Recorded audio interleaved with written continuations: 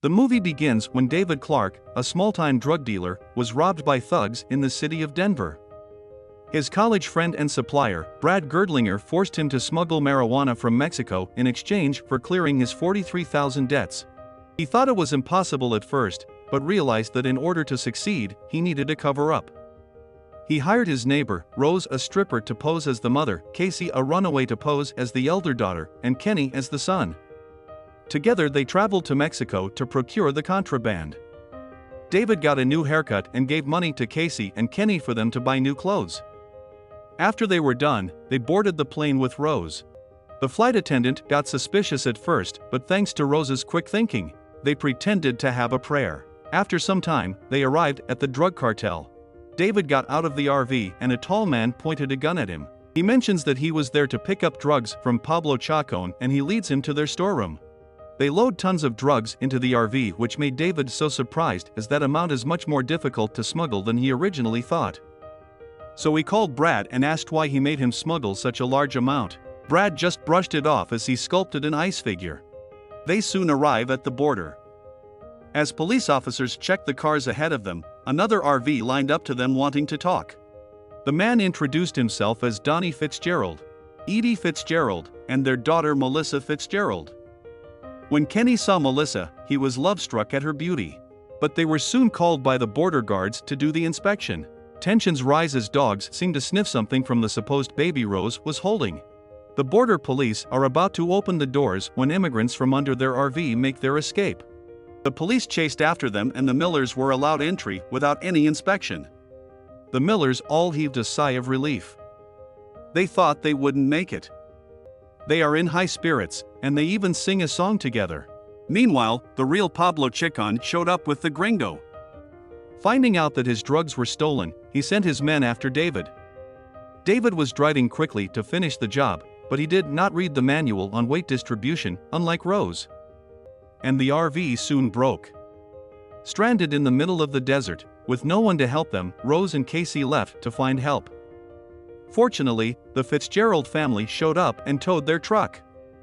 As they were talking, Donnie asked David to open his glove box compartment. There, he saw the police badge and gun of Donnie.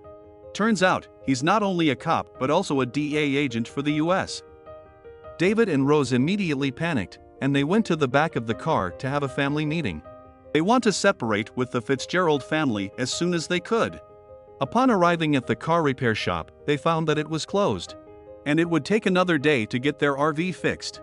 Without any other thing to do, they got invited to the Fitzgerald family campfire where they sang songs and talked about themselves. During that time, Melissa and Kenny got close to each other. The other Millers were eavesdropping on them when they both nearly kissed. But Kenny, being the virgin that he is, just awkwardly leaned for a hug. And they part ways disappointedly. This event made the Millers pity him, and David went to console him for not being able to kiss a girl. Count 1, up to 3 and just do it, is David's advice.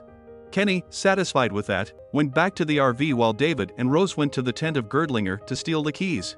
As Kenny and Cassie were waiting for them to come back, Cassie offered to teach him how to kiss out of pity. David and Rose came back and Kenny panicked and tried to reason out. But Rose joined them and also taught him how to do it. David approves and takes a picture. Melissa suddenly arrives and witnesses them doing the deed.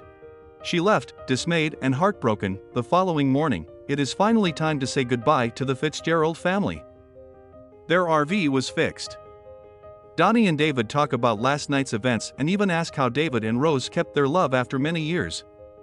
David replies that she treats Rose like the dirtiest stripper. Donnie nodded understandingly. Rose and Eddie also say their goodbye and hug. Unfortunately, Melissa is nowhere to be seen as she is still sulking in her room. Fitzgerald leaves and the Millers drop the act to quickly meet the car repairman and pay him. As they come inside, Brad calls and asks him where he is. Out of nowhere, a gun points to David's head. It was the real Pablo Chacon. And they found the Millers through a tracking device implanted in their RV. As they are about to be executed by Pablo Chacon, David complains that he should not do that as they are not even a real family. He mentioned that his supposed wife is even a stripper. This intrigued Pablo Chacon, and Rose, seeing this as a chance, proposed to demonstrate a show. She danced, mesmerizing Pablo Chacon and his men. Rose gave David the K and they escaped by dousing Pablo Chacon and his men with compressed hot air. Pablo Chacon and his men shoot at them while Kenny drives the RV. They arrive in the city and almost crash into other cars. When they felt safe, they stopped. But something happened to Kenny. A tarantula crept into his loins and bit his egg. He went out of the RV and cried from the pain.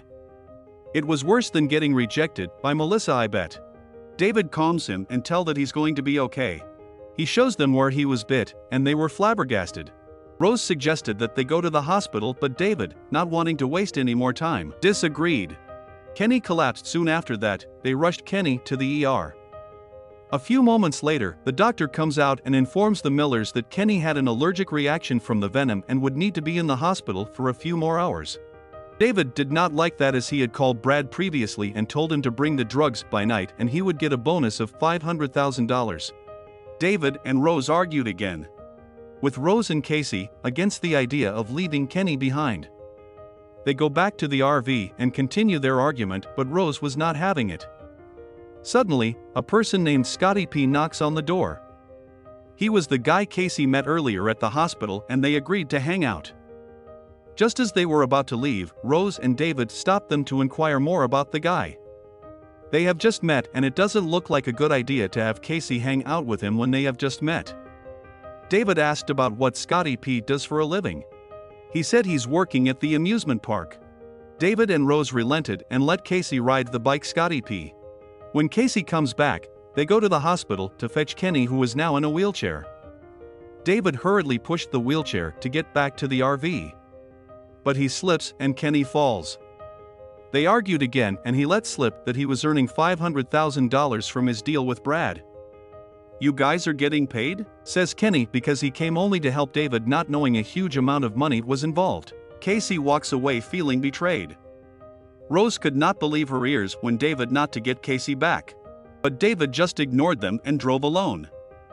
As Casey was walking through the park, Scotty P called her and they went somewhere quiet to talk. Scotty P tried to make out with her, but Rose and Kenny intervene. Things were getting intense when Rose smacked Scotty P. He leaves them alone with a broken nose. They were about to leave the park when they suddenly meet David.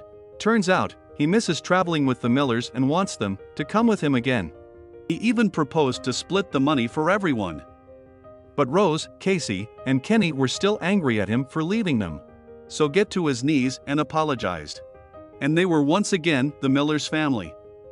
Just as they were about to go back to the RV, they met with Eddie and Melissa, who were going to watch the fireworks.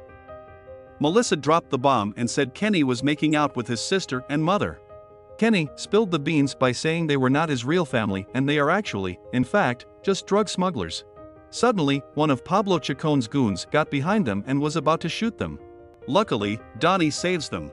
They duked it out and Donnie, wielding his metal mug, emerged victorious. But Pablo Chacon comes out and takes Melissa hostage.